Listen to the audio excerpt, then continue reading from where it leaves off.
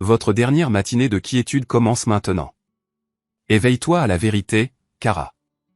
L'appareil photo jetable a émis un dernier clic lorsque Mason Hartwell a observé sa femme monter dans le pick-up de son frère à 11h47 du soir, un mardi qui allait irrémédiablement modifier le cours de leur vie. À travers le pare-brise fracturé de sa camionnette de livraison, stationnée à 3 pâtés de maison, dans les recoins obscurs de l'usine sidérurgique désaffectée de Millfield, il a méticuleusement compté les secondes qu'ils ont passées dans une étreinte, un baiser, avant que Kara ne se retire finalement et ne se dirige vers leur entrée. 43 secondes. 43 secondes qui ont effacé 18 ans de mariage, 2 hypothèques et tous les souvenirs communs qui avaient autrefois compté pour lui. Mason a baissé l'appareil photo et a fixé son regard sur ses mains. Elles ne tremblaient plus. C'était l'aspect le plus étrange de la situation. Pendant plusieurs semaines, ses mains avaient frémi sans cesse chaque fois qu'il songeait à ses soupçons. À présent, possédant une preuve irréfutable brûlant dans sa paume comme un fragment capable d'anéantir des vies, ses mains restaient aussi fermes que la pierre. Il a mis en marche le moteur de la camionnette et a emprunté le long chemin du retour, optant pour la grande artère qui traversait le centre-ville de Millfield, longeant toutes les devantures fermées et les terrains vagues où la prospérité avait autrefois régné. L'horloge du tableau de bord affichait minuit 3 du matin à son arrivée dans son allée. La maison était plongée dans l'obscurité, à l'exception de la lumière du Porsche que Kara allumait invariablement pour lui après ses longues livraisons. À l'intérieur, elle était déjà étendue dans son lit, les couvertures remontées jusqu'au menton, affichant les respirations profondes et régulières de quelqu'un que l'insomnie n'affligeait pas. Mason est resté immobile dans l'embrasure de la porte pendant une minute entière, scrutant son visage. Dans la faible lueur provenant du couloir, elle paraissait sereine, vertueuse, semblable à la femme qu'il avait épousée 19 ans auparavant, lorsqu'ils étaient tous deux jeunes, naïfs et persuadés que l'amour seul suffisait à construire une vie. « Tu es en retard » murmura-t-elle, sans ouvrir les yeux. « Embouteillage » répondit Mason. C'était plus simple que d'expliquer qu'il avait passé 3 heures à la suivre, elle et son frère, Jess, dans leur mascarade de tromperie du mardi soir. « Il y a du pain de viande froid dans le frigo. »« Merci. » Il a enfilé son pyjama et s'est brossé les dents, comme si c'était un soir ordinaire. Comme s'il n'avait pas juste capturé des preuves photographiques de la trahison de sa femme avec la seule famille qui lui restait. Comme si les fondations mêmes de son existence ne venaient pas de se désintégrer en poussière. Dans la cuisine, il s'est assis à la table et a mangé du pain de viande froid en fixant l'appareil photo jetable. 27 photos. 27 preuves documentant 3 semaines de surveillance clandestine qu'il avait sincèrement espéré prouveraient qu'il avait tort. Au lieu de cela, elles avaient confirmé ses appréhensions d'une manière qui lui avait donné la nausée. La première photographie semblait assez anodine. Kara sortant de l'agence immobilière où elle travaillait à temps partiel, engagée dans une conversation téléphonique. L'image suivante la montrait en train de monter dans le pick-up de Jaïs, au lieu de son propre véhicule, qui était soi-disant en réparation. À la 20e photographie, ils étaient au Riverside Motel sur la route 9, et à la 27e, Mason possédait une documentation sans équivoque d'une liaison qui se déroulait probablement depuis des mois. Il a fini le pain de viande, a nettoyé l'assiette, l'a essuyé et l'a rangé. Des gestes routiniers pour une nuit banale au sein d'un mariage conventionnel qui avait cessé d'exister. En haut, Kara dormait toujours, émettant toujours ses respirations paisibles. Mason s'est allongé à côté d'elle et a fixé le plafond jusqu'à ce que l'aube s'infiltre progressivement à travers les stores. Quelque part pendant ces heures entre minuit et le lever du soleil, l'homme qu'il avait été pendant 42 ans est mort tranquillement, et une autre entité a assumé son identité. Une entité qui comprenait que la justice n'était pas une marchandise que l'on attendait passivement. C'était une création, un produit de sa propre fabrication. Le lendemain matin, Kara a préparé du café et des toasts comme à son habitude, fredonnant un air indéfinissable en traversant la cuisine en robe de chambre et en pantoufles.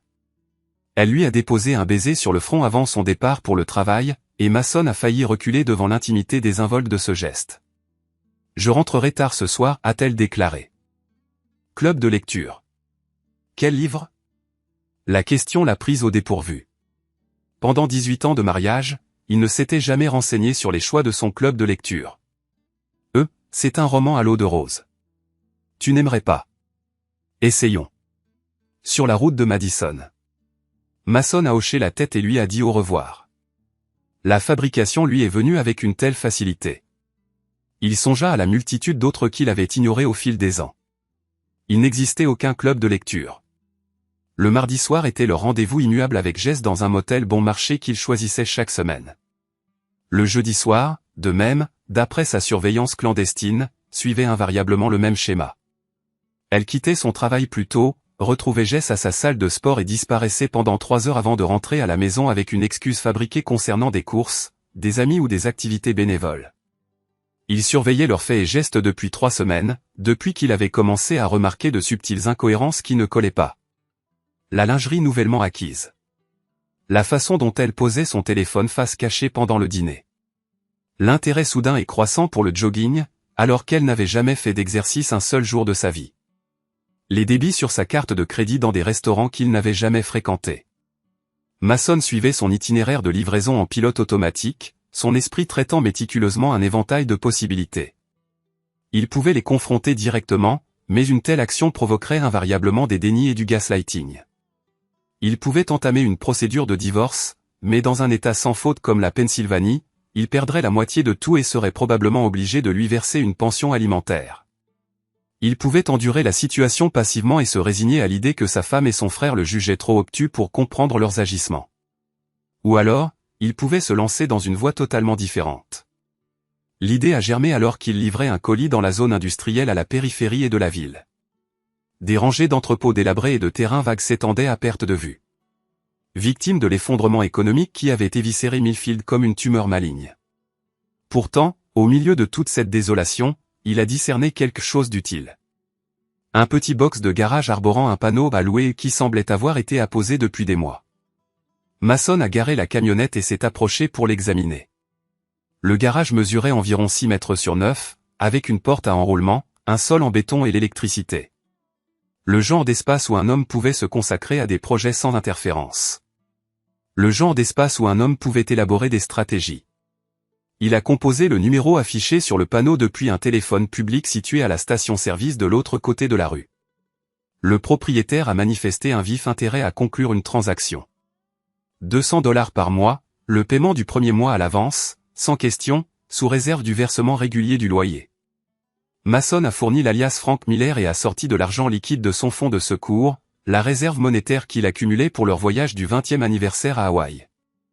À la fin de la semaine, il possédait une clé de son nouvel espace de travail et une compréhension lucide de la suite des opérations.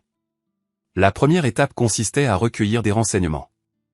Mason avait toujours fait preuve d'une grande aptitude à se faire discret. C'était une compétence perfectionnée au cours de 2 décennies de livraison de colis à des personnes qui reconnaissaient à peine sa présence. Il a utilisé cette discrétion maintenant, suivant méticuleusement les mouvements de Kara et Jay avec la patience inébranlable d'un chasseur ayant tout son temps. Il a constaté que l'entreprise d'entraînement physique de Jaïs atteignait à peine le seuil de rentabilité, soutenue par des prêts de leur mère et d'une poignée de clients fortunés qui versaient des tarifs élevés pour une attention personnalisée. Il a découvert que la profession d'agent immobilier de Kara était plus prospère qu'elle ne l'avait laissé entendre, avec des commissions qu'elle dissimulait dans une institution bancaire distincte. Il a appris qu'ils orchestraient cette liaison clandestine depuis des mois, voire des années, progressant vers une sorte d'aboutissement qui impliquait probablement qu'elle le quitte pour son frère. L'étape suivante impliquait la préparation. Mason a commencé à fréquenter le garage chaque soir après ses heures de travail, informant Kara qu'il effectuait des heures supplémentaires. Il a installé une petite télévision, un mini-réfrigérateur et un lit de camp. Il s'est procuré un scanner de police et un ensemble de téléphones prépayés. Il a formulé une chronologie de leurs activités et l'a affichée au mur, à la manière d'un détective enquêtant sur une affaire. Plus important encore, il a commencé à améliorer sa condition physique. Pas le physique tape à accent grave l'œil de rat de salle de sport que Jess prônait, mais la force pragmatique et fonctionnelle issue du travail acharné et de la discipline. Il a fait des pompes, des redressements assis et des tractions jusqu'à ce que ses muscles protestent violemment. Il a parcouru les voies ferrées abandonnées qui traversaient le quartier industriel jusqu'à ce que ses poumons brûlent intensément. Il aspirait à être prêt à tout ce qui allait se passer ensuite. La 3e étape impliquait la guerre psychologique. Elle a commencé subtilement. Mason créa une adresse électronique anonyme et envoya au propriétaire des locaux de Jess des photographies accablantes pour sa salle de sport, manquement aux règles d'hygiène, serviettes sales, équipement mal entretenu et non-respect des protocoles de sécurité. En moins d'une semaine, Jess devait faire face à des inspections impromptues et à des plaintes officielles qui mettaient en péril son permis d'exploitation. Par la suite, Mason contacta de nouveau l'agent immobilier de Kara, toujours anonymement, en exprimant des inquiétudes quant à sa gestion des fonds de ses clients. Rien d'illégal, juste assez d'enquête pour déclencher un audit interne qui bloquerait ses commissions pendant des mois. L'élégance de la machination résidait dans son caractère aléatoire. Ni Kara ni Jess ne pouvaient attribuer leur soudaine tribulation à Mason, qui restait le mari discret, le livreur fiable qui rentrait chez lui chaque soir, dînait et regardait la télévision comme si de rien n'était. Cependant, Mason était en pleine transformation. Chaque soir, dans le garage, en s'entraînant, en élaborant des stratégies et en préparant la phase suivante, il se sentait devenir un autre homme, un homme plus dur. Un homme qui comprenait que les gens bien ne finissaient pas seulement derniers, ils finissaient leur existence seuls, trahis et oubliés. Sa fille, Mira, remarqua la transformation en premier. Elle avait 17 ans, était vive comme l'éclair et perspicace comme le sont les adolescents lorsqu'ils ne sont pas absorbés par leurs appareils mobiles. « Papa, ça va ?» demanda-t-elle un soir à son retour du garage. « Tu as l'air différent ces derniers temps. »« Différent comment ? » ?»« Je ne sais pas. » « Plus silencieux. » « Comme si tu pensais à quelque chose tout le temps. » Mason regarda sa fille, grande et mince comme sa mère, mais avec ses yeux noirs et son menton déterminé, et se demanda jusqu'à quel point elle était au courant. Les adolescents étaient d'excellents détecteurs de mensonges quand il s'agissait de leurs parents. Ils pouvaient détecter les dysfonctionnements de loin. « Juste des trucs du travail, répondit-il. Rien qui ne te concerne. » Cependant, Mira avait raison. Il était différent. L'ancien Mason aurait confronté Kara directement, aurait exigé des explications et aurait imploré une nouvelle chance. Le nouveau Mason comprenait que la confrontation n'était qu'un autre mot pour désigner la faiblesse. Le nouveau Mason était engagé dans une stratégie à plus long terme. Après 3 semaines passées à mener une campagne de manipulation psychologique, Mason passa à l'échelon suivant. Pendant plusieurs semaines, il avait écouté attentivement les transmissions radio de la police, se familiarisant avec les subtilités des déploiements des patrouilles et les temps de réponse d'urgence. Il savait que les mardis soirs dans la zone industrielle, l'activité était réduite, la majorité des policiers étant occupés par des troubles en centre-ville et des altercations domestiques. De plus, il avait constaté que Jess avait commencé à varier les endroits où il garait son camion pour ses rendez-vous clandestins avec Kara, sans doute par crainte d'être observé un mardi glacial de novembre. Mason resta en planque dans l'ombre, à côté du slip-in sur la route numéro 9, jusqu'à ce que Jess sorte de la chambre 237 à 22h30. Kara était partie à peine 10 minutes auparavant. Fidèles à leurs habitudes, Jess s'attardait toujours pour se doucher et se laver, essayant d'effacer toute trace résiduelle de leur rendez-vous. Mason attendait près du pick-up de son frère lorsque celui-ci sortit du motel. Il enfila un masque de ski et des vêtements sombres, brandissant une clé à roue trouvée dans l'un des entrepôts abandonnés. « Qu'est-ce que » commença Jess, mais Mason était déjà en mouvement. Il projeta la clé à roue vers le genou de Jess, avec une force suffisante pour le neutraliser, mais insuffisante pour provoquer une fracture.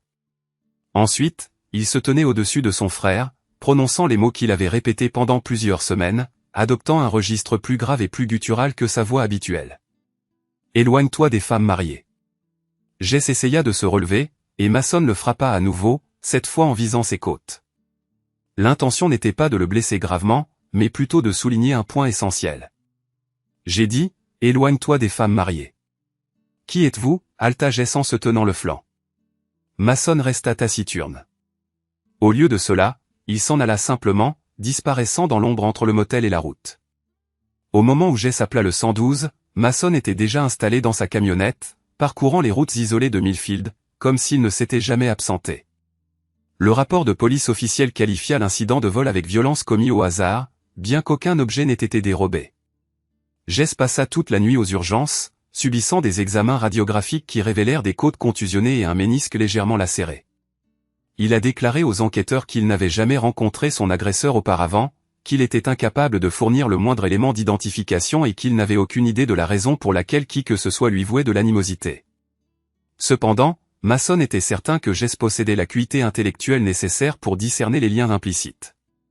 L'avertissement concernant les femmes mariées manquait de subtilité. Il était méticuleusement conçu pour semer des graines de suspicion, incitant Jess à se demander si quelqu'un était au courant de la liaison illicite et nourrissait la ferme intention d'intervenir. Le lendemain matin, Kara affichait une agitation inhabituelle. Elle consultait sans cesse son téléphone portable et inventait des prétextes pour s'absenter de la maison. Lorsque Mason lui demanda s'il y avait lieu de s'inquiéter, elle rétorqua sèchement au sujet de l'amoncellement de vaisselle sale dans l'évier. Un exemple parfait de comportement évasif. Il en déduisit qu'elle était angoissée par quelque chose, mais restait réticente à en parler.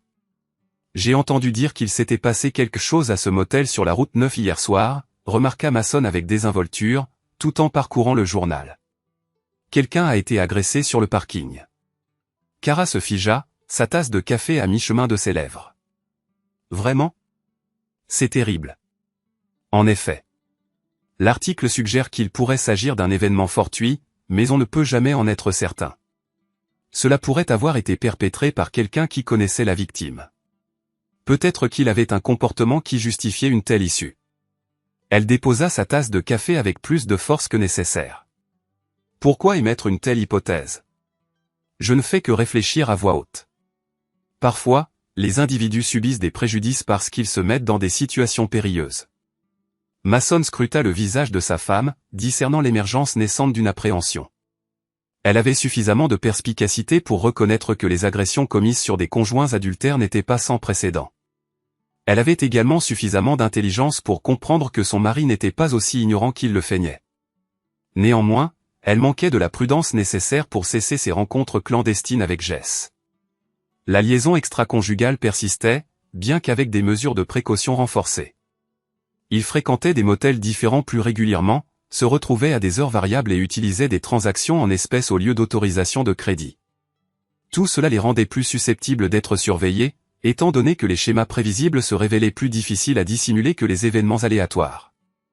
Mason entama la phase 2 de son plan élaboré. Il avait consacré plusieurs semaines à scruter l'entreprise immobilière de Kara, se renseignant sur sa clientèle, ses contrats et ses affiliations professionnelles. Ses conclusions indiquaient que ses succès provenaient du contournement des réglementations et de la distorsion des principes d'une manière qui, sans être explicitement illicite, était loin d'être éthiquement saine. Elle possédait une aptitude innée à la manipulation, une qualité qui lui servait avantageusement dans la vente, mais qui pouvait être utilisée contre elle avec l'application d'une pression judicieuse. Mason commença par son client le plus important, une riche magnate de l'immobilier nommée Patricia Vance, qui cherchait activement à acquérir des biens commerciaux dans le centre-ville.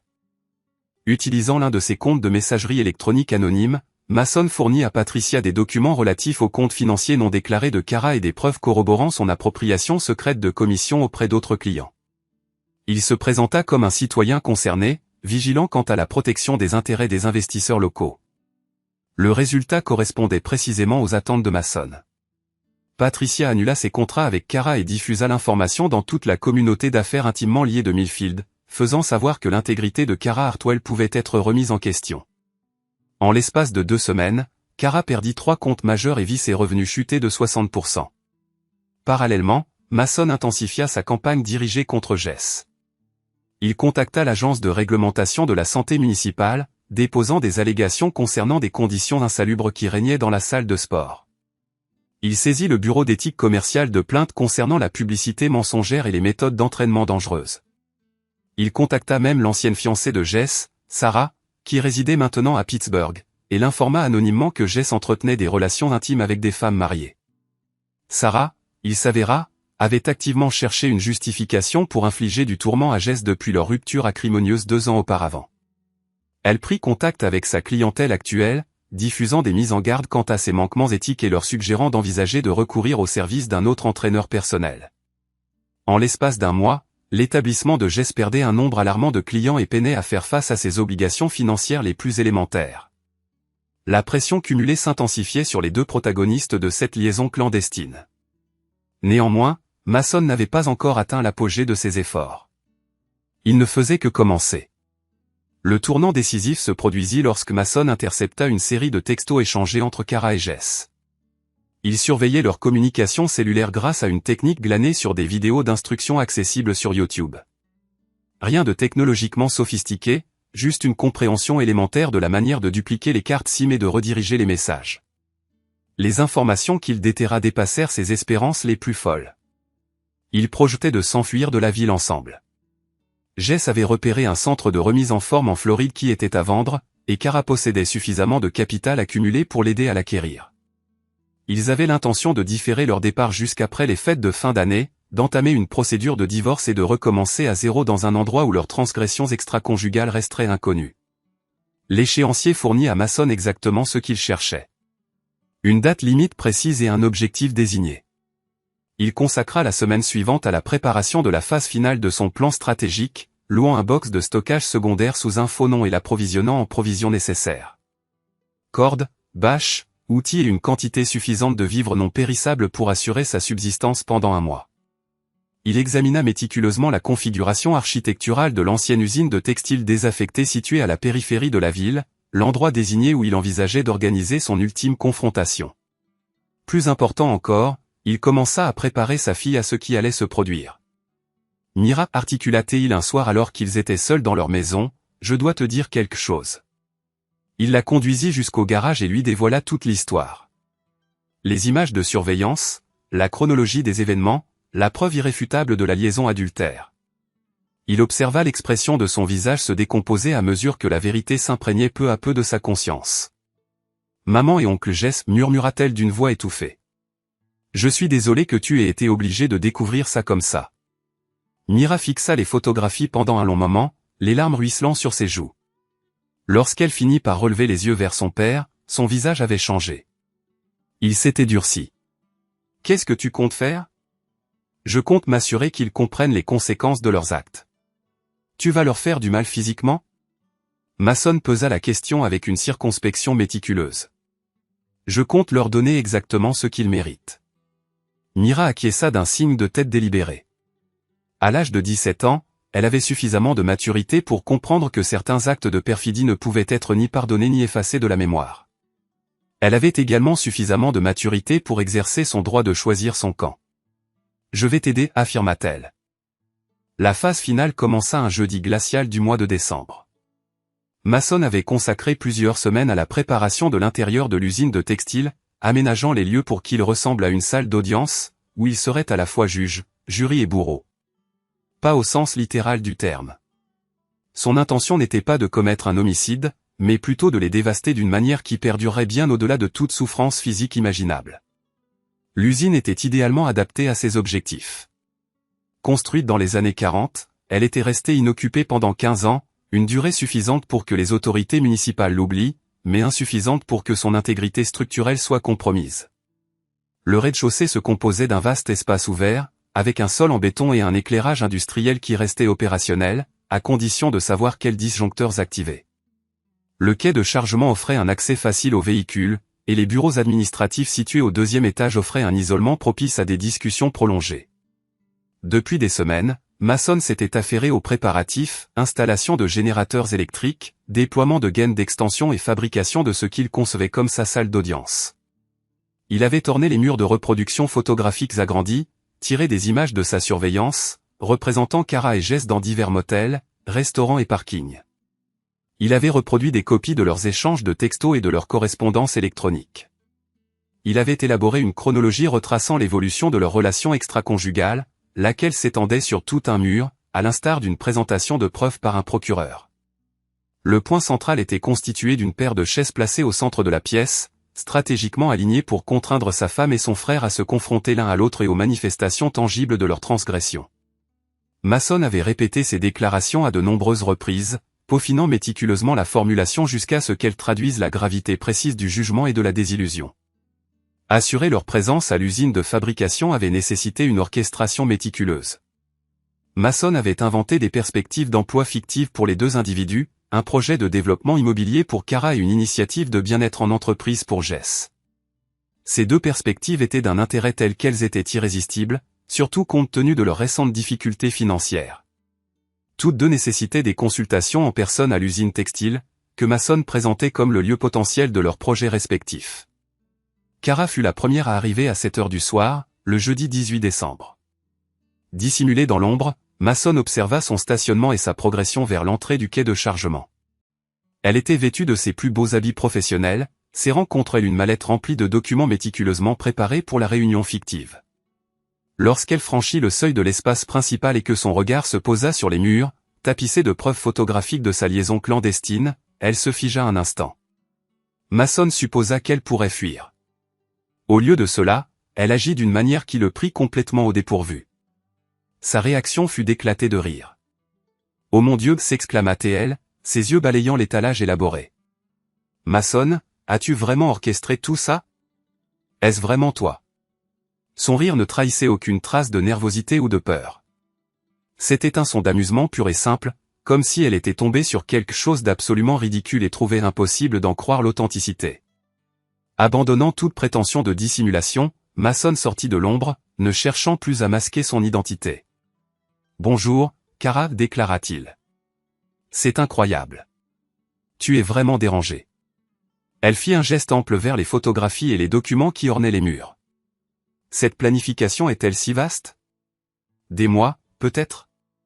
Suffisamment longtemps, répondit-il. Et que précisément envisages-tu que cela accomplisse? Demanda-t-elle. Crois-tu vraiment pouvoir m'intimider et me faire revenir vers toi? Imagines-tu pouvoir me contraindre à devenir l'épouse soumise que tu désires? Mason s'avança vers le centre de la pièce, se positionnant à côté des chaises qu'il avait soigneusement disposées. Je m'attends à ce que tu t'assoies et que tu écoutes ce que j'ai à te dire, déclara-t-il. Non, je ne pense pas du tout, rétorqua Kara, se dirigeant vers la sortie. Cependant, Mason avait prévu cette manœuvre. Il avait verrouillé l'entrée du quai de chargement à son arrivée, et les autres sorties nécessitaient des clés qu'il était le seul à posséder. Les portes sont verrouillées, affirma-t-il calmement. Pour la première fois, une lueur d'appréhension traversa le visage de Kara. Mason, ouvre les portes, implora-t-elle. Ce n'est plus amusant. Cela n'a jamais été censé être amusant, rétorqua-t-il. À ce moment précis, le bruit d'un second véhicule qui approchait à l'extérieur, le camion de Jess, parvint à leurs oreilles. Parfaitement à l'heure. Mason avait méticuleusement chronométré la réunion pour qu'elle coïncide avec l'arrivée de son frère, s'assurant que Kara serait toujours aux prises avec la situation. Impact psychologique maximal. Jess entra par le même portail, affichant une légère boiterie, un rappel persistant de sa rencontre avec le démon pneu de Mason quelques semaines auparavant. En voyant Kara debout au milieu de la pièce ornée de photographies, il s'arrêta net. « C'est quoi, ce bordel ?» exigea-t-il.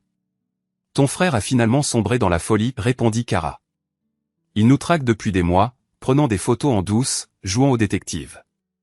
Et maintenant, il nous a enfermés ici pour une sorte de confrontation. » Le regard de Jess balaya les preuves de leur liaison, exposées comme dans une exposition de galerie d'art. « Putain, Mason. Depuis combien de temps es-tu au courant? » Suffisamment longtemps pour tout documenter méticuleusement, répondit-il. Suffisamment longtemps pour compromettre vos deux entreprises. Suffisamment long pour vous faire vous demander qui d'autre pourrait bien vous observer. La réalisation frappa Jess avec la force d'un coup physique. L'agression, les revers commerciaux, les inspections du service d'hygiène. Tout cela était de votre fait? Mason se contenta d'un hochement de tête bref. Simplement le prélude, espèce de fils de sorcière. Jess se jeta sur son frère, mais Mason sortit un outil acquis auprès d'un vendeur privé au salon 3 mois auparavant. Asseyez-vous, Jess ordonna Mason d'une voix calme. La secte a irrévocablement tout changé. Kara et Jess reprirent place à contre-cœur, ne considérant plus la situation comme une farce élaborée ou un effondrement psychologique. La gravité de la situation était indéniable, et Mason était incontestablement aux commandes. « Désirez-vous savoir ce qui va se passer ensuite ?» demanda Mason, maintenant l'outil pointé sur eux deux. « Je suis sur le point de vous conter l'histoire de deux individus qui se croyaient plus futés que tout le monde.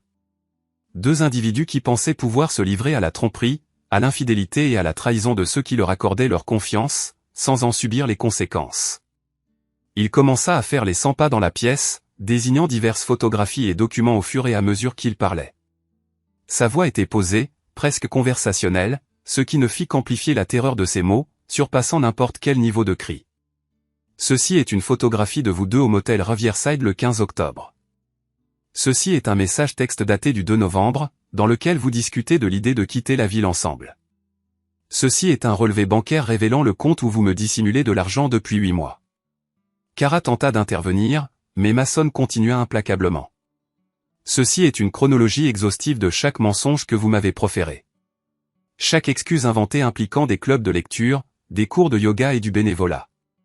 Chaque fois que vous avez croisé mon regard et que vous m'avez donné l'impression que je succombais à la paranoïa en suspectant vos agissements. Il s'arrêta devant la chaise de Jess. Et ceci est un registre méticuleux de chaque client que vous avez perdu parce que quelqu'un a commencé à s'enquérir de vos pratiques commerciales.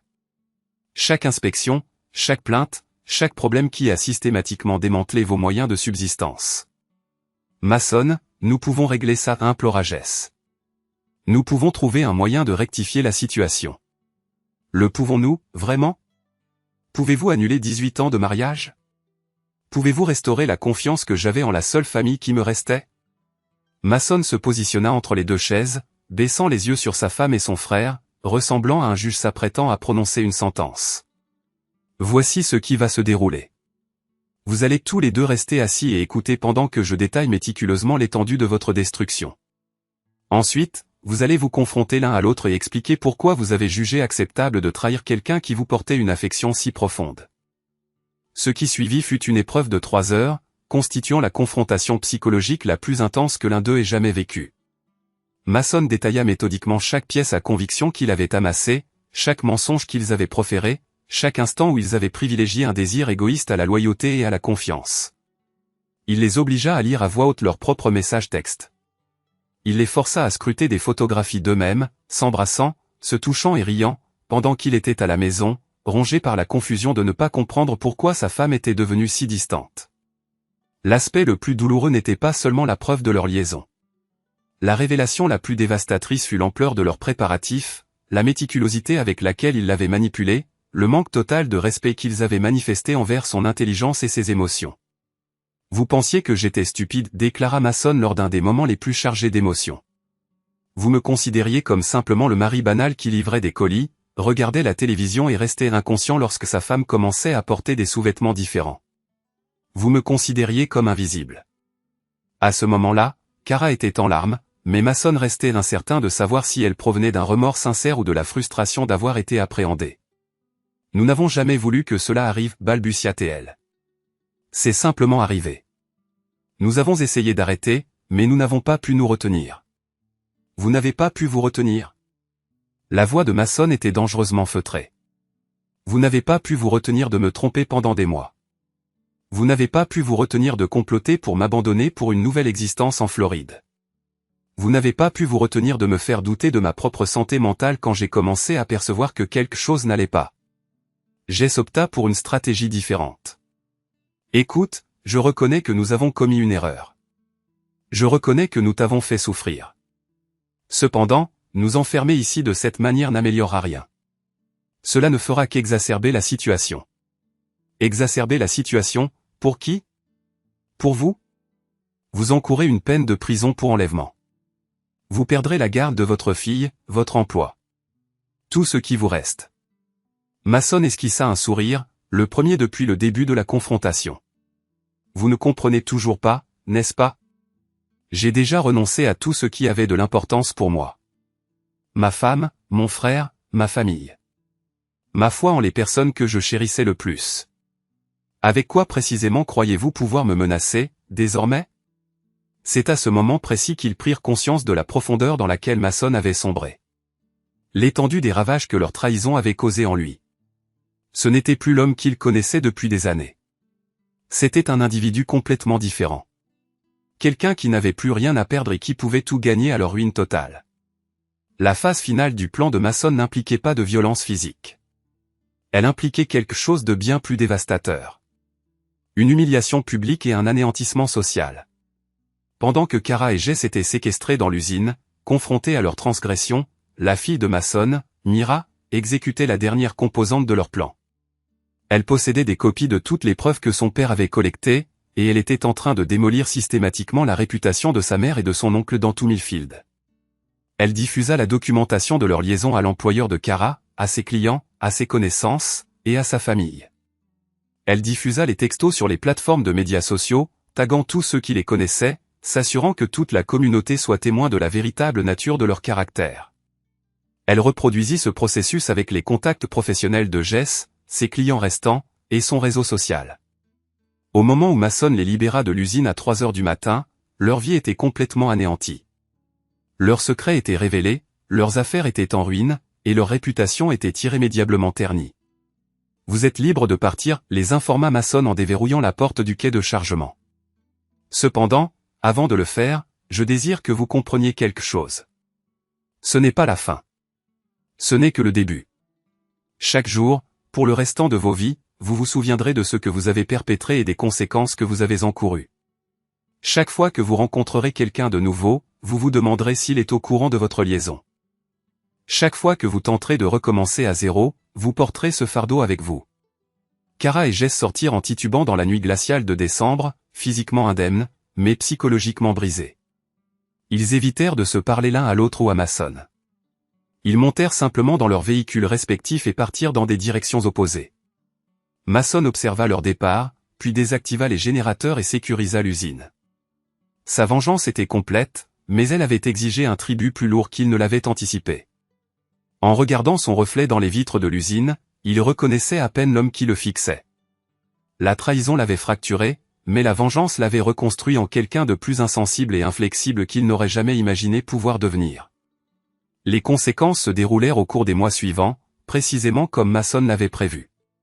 Kara perdit sa licence immobilière et finit par trouver un emploi dans une épicerie d'une ville voisine. La salle de sport de Jess s'effondra complètement, et il retourna vivre chez sa mère. Brisés et vaincus, leur liaison succomba sous le poids du blâme public et des reproches mutuels. Aucun d'eux n'entama de poursuite judiciaire contre Mason. Comment aurait-il pu? Toute voie juridique aurait nécessité de reconnaître publiquement leurs actes. Et leur réputation était déjà en lambeaux. Ils avaient perdu la guerre avant même de réaliser qu'ils y étaient engagés. Bien que Mason ait conservé son emploi et sa maison, son mariage était manifestement terminé. Kara et lui divorcèrent à l'amiable, partageant leurs biens communs conformément à la loi de Pennsylvanie. Cherchant un nouveau départ, elle déménagea à Philadelphie, où son passé restait inconnu. Lui, cependant, resta à Millfield, vivant seul dans cette même maison qui avait autrefois été une source de bonheur. Mera choisit de vivre avec son père, et ensemble, ils entamèrent le lent processus de reconstruction de leur vie. Elle fut admise à l'université avec une bourse complète, et Mason ressentit une immense fierté face à sa résilience et à sa force. Malgré le fait d'avoir été témoin des profondeurs de la dépravation humaine, elle n'avait pas permis à cela d'éroder sa foi en le potentiel d'amour et de confiance. 6 mois après la confrontation à l'usine, Mason reçut une correspondance inattendue.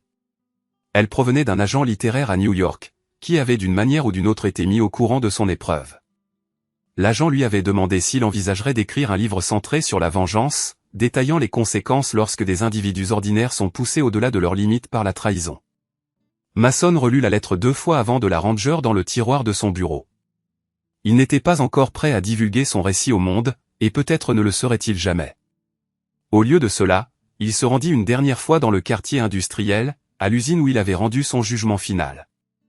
La structure était en cours de démolition pour faire place à un nouveau centre commercial, une initiative de plus pour revitaliser l'économie moribonde de Millfield. Au milieu des débris, Mason découvrit un fragment du panneau du quai de chargement qui avait autrefois marqué l'entrée de son tribunal personnel. Il le rapporta chez lui et le plaça dans son garage, un rappel constant de la nuit où il avait cessé d'être une victime pour commencer à se transformer en quelque chose de complètement différent. Sur la table de la cuisine, il trouva un mot de Mera, indiquant qu'elle passait le week-end avec des amis et qu'elle rentrerait dimanche soir. La maison était paisible, dotée d'une sérénité qui lui avait manqué depuis plusieurs mois. Mason prépara son dîner et le mangea lentement, méditant sur les décisions qui l'avaient conduit à ce carrefour. Il n'était plus le même homme qui avait découvert l'infidélité de sa femme. Cet homme avait été confiant, indulgent, et enclin à croire en la bonté intrinsèque de ceux qu'il chérissait. Cet homme possédait une plus grande compréhension. Cet homme comprenait que certaines trahisons étaient trop profondes pour être pardonnées et trop dévastatrices pour être jamais oubliées.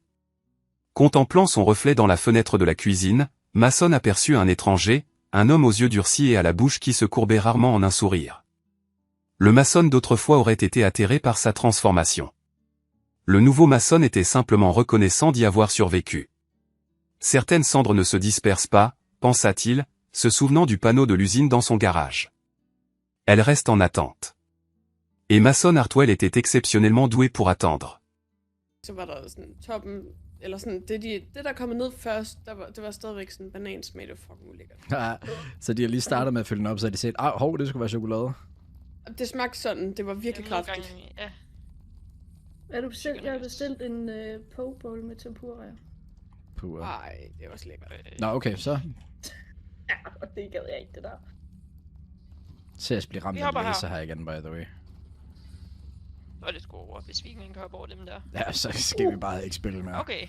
Nej. Nå, men hun begyndte at kravle op på de der ting, der skød afsted. Når vi lige har et fladt sted, må jeg så godt lige teste noget. Nej. Det bliver jeg nødt til.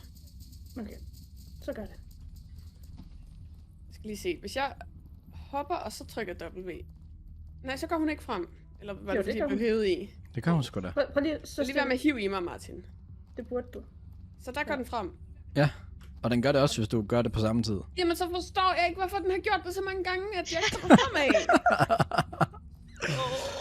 Okay.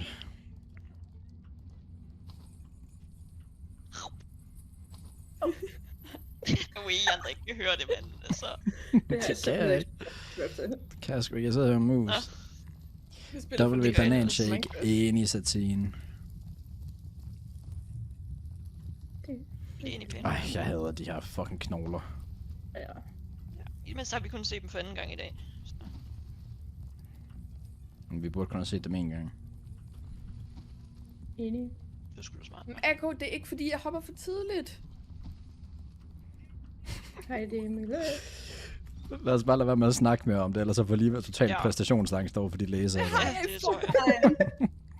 Det er okay, der er ingen, der dømmer dig. Nej, overhovedet ikke. Jo. Hvad sker der? Et på de store knogler. Jeg har en. Jeg har en.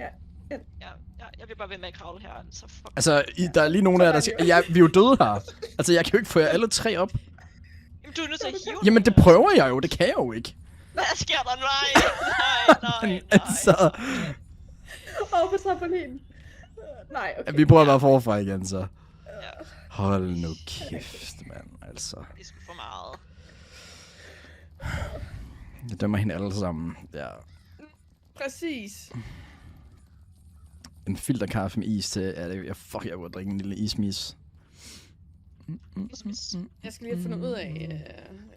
jeg skal sige til Jacob, hvad han skal købe med fra Mac'en til mig. Ej, hvad? Okay, min telefon er i gang med software-opdateret nu. Lækkert. W Android. Ja, min mand er så på vej her. Jeg En er væk iPhone. i 30 minutter. Ja, men altså, jeg har Jeanette, der ikke kan finde ud af at håndtere en pind. Og Liva, der ikke kan finde ud af at håndtere en læser. Så er det sgu svært. Det passer sgu nok sådan cirka fint. Ja. Ja, vi er på 0. Det er, jamen det er tak Vikstar for at pointere det. Det sætter jeg sgu pris på.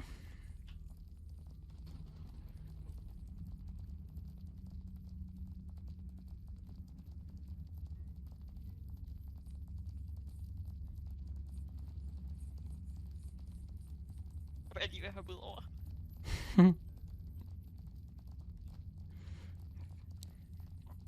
Okay, vil I have counter heroppe, eller hvad? Jeg vil godt. Her behøver vi altså ikke en counter.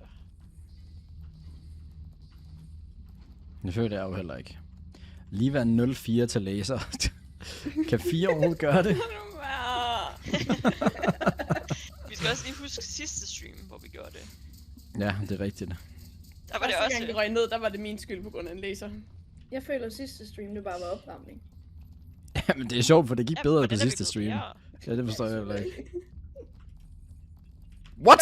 Hvad sker der? Hallo? Jeg sgu ikke mere. Hvorfor virker den ikke? Kan vi blive enige om det spillet, der bugger? Ja, der er det. Lige der. What the fuck? Hvad fanden? Bare videre. Hvor er det her ord, du også, altså. Det var sidste gang, jeg kommenterer på det. Ja, det bliver du nødt til, ellers så tænker hun aldrig på andet end læser igen. Jeg har jo lyst til at se, hvem det er, der skriver det i din chat. Ja, jeg tror godt, du kan gætte det. Er det Eko? Ja, obviously. Svin. Det er sgu ham, du har givet mig. Det er vildt. Jeg tror, jeg laver en total Hvor skal du have udrensning i det mit væk?